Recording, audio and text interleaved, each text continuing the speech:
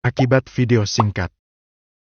Di sisi lain, Joe berjalan dengan tergesa-gesa menuju ruangan sang bos.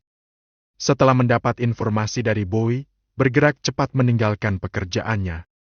Saat memasuki ruangan, tampak Alfian dan Gali berada di ruangan yang sama. Keduanya langsung menoleh ke arah pintu. "Sudah lihat berita yang beredar di sosial media?" tanya Joe. "Kebetulan, Joe. Bray mengirimkan padaku. Aileen juga tadi menghubungiku dan memberitahu tentang ini." Alfian meletakkan ponsel di mana kejadian di rumah sakit terlihat pada layar ponselnya. "Aku tidak percaya dengan berita ini. Lihat ini, Boy dipeluk dari belakang. Posisinya bukan dia yang memeluk. Lagi pula, bukankah Boy dan Dr. Siska ini berteman baik?" "Benar. Mereka sudah berteman lama. Boy menghubungiku dan minta untuk diselidiki penyebar videonya," ucap Joe. "Iya, kita harus gerak cepat. Aku akan ke rumah sakit dulu. Siapa tahu saja Boy butuh bantuan." Alfian melirik jam tangannya sejenak. Ia masih punya waktu luang 2 jam sebelum pertemuan dengan rekan bisnisnya. Video ini sudah tersebar di mana-mana kurang dari 2 jam. Bahkan jadi trending di sosial media. Imbuh Galih. "Aku hanya khawatir Alia akan salah paham.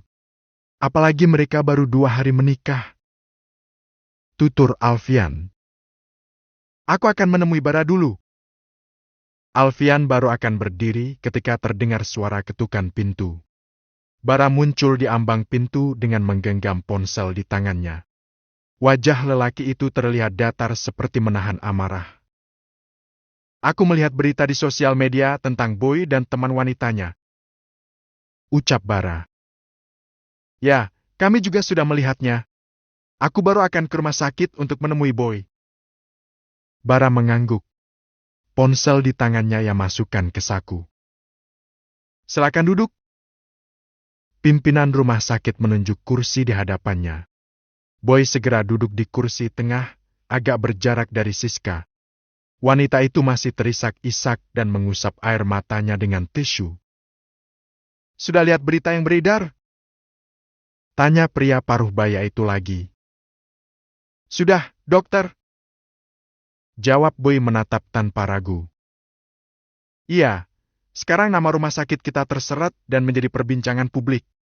Saya sudah mendengar penjelasan dari Dr. Siska tentang kejadiannya. Saya juga sudah memberikan teguran keras terhadap Dr. Siska atas tindakannya. Tapi, saya juga ingin mendengar langsung versi Dr. Alfian supaya tidak ada salah paham. Saya mengerti dan saya minta maaf atas video tersebut." Sang pimpinan rumah sakit mengangguk. Boy pun menjelaskan keadaan sebenarnya. "Sebenarnya hari ini saya sedang cuti, tapi saya ada janji bertemu dengan Dr. Faisal untuk konsultasi. Saat menuju ruang Dr. Faisal, saya bertemu dengan Dr. Siska.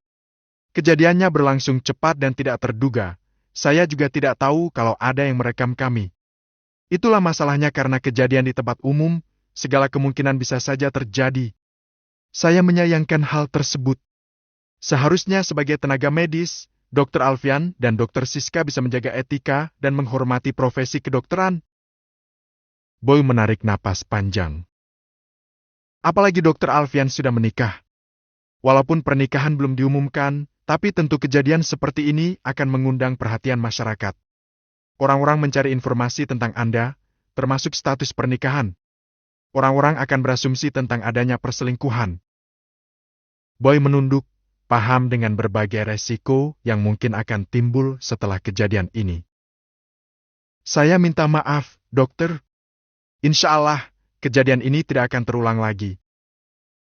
Boy belum selesai bicara ketika terdengar ketukan pintu.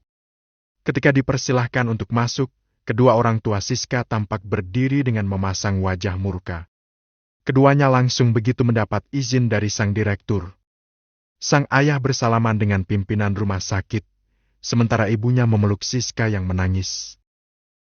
"Maaf, kami datang kemari setelah melihat video yang beredar dan tuduhan mengarah kepada putri kami," ucap wanita itu sambil memeluk putrinya.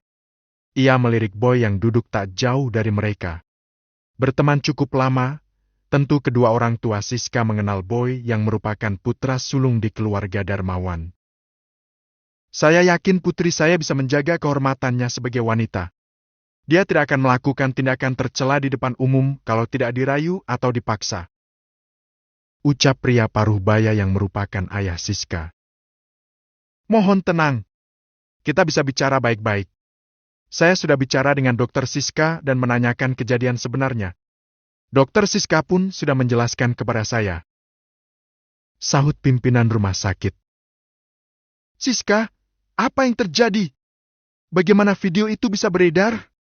Bunda bahkan dapat video itu dari teman-teman Bunda. Desak sang bunda. Siska hanya menyeka air mata. Tak berani menjawab di hadapan bundanya. Tentu saja, sebab dalam video tersebut terekam jelas bahwa dirinya yang memeluk Boy dari belakang. Ayo bicara, Siska. Kami percaya padamu, nak. Imbuh ayahnya. Pria paruh-baya itu kemudian menatap Boy. Setahunya, mereka memang berteman baik sejak lama. Ia dan Boy juga beberapa kali bertemu dalam sebuah acara. Bahkan, ia sempat menduga putrinya memiliki hubungan khusus dengan putra Alfian Setio Darmawan tersebut. Kehadiran seorang pria menghentikan pembicaraan mereka sejenak. Pria tersebut mendekat ke arah pimpinan rumah sakit dan mengabarkan perihal kedatangan Alfian. Ia langsung memerintahkan agar Alfian dipersilahkan masuk. Lelaki itu keluar dan kembali kurang dari 2 menit. Boy sempat terkejut melihat kedatangan papa dan juga ayah mertuanya. Khawatir video yang beredar itu akan membuat mereka salah paham. Alfian memberi salam dengan santun. Sebagai sesama pengusaha, ia dan orang tua Siska sudah saling mengenal satu sama lain. Pimpinan rumah sakit pun mengizinkan mereka berbicara secara kekeluargaan. Nak Boy, kalau memang kalian berdua ada hubungan, kenapa tidak memberitahu kami? Bukankah kalian berdua sudah sama-sama dewasa? Tidak pantas melakukan hal seperti ini di depan umum, apalagi kalian berdua seorang dokter. Saya tidak akan keberatan kalau memang kalian punya hubungan lebih dari teman. Lebih baik resmikan saja dengan menikah. Boy tersentak mendengar ucapan pria itu. Ia melirik bara sejenak dan memberi isyarat dengan menggelengkan kepala. Lalu, menatap ayah Siska.